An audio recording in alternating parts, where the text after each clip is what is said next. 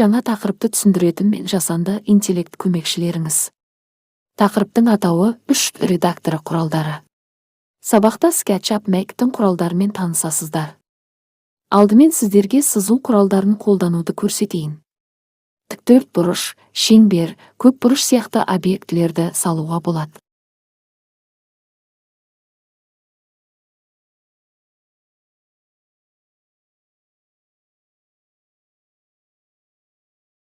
Одан кейін оны модификациялау құралдары арқылы жоғарыға созып, немесе кішірейтіп, жан-жағын айналдырып қарай аламыз.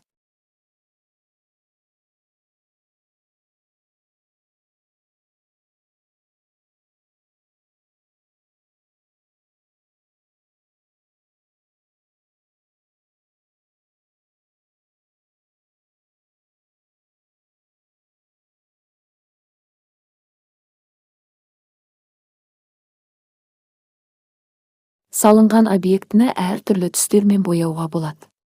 Бұл бағдарламаның бір ерекшелігі объектіні қалаған материал түсімен бояуында. Бағдарламаның мүмкіншіліктері өте көп. Сіздерге сәттілік, алдағы уақытта SketchUp Mac бағдарламасында жаңа туындылар жасап шығарыңыз.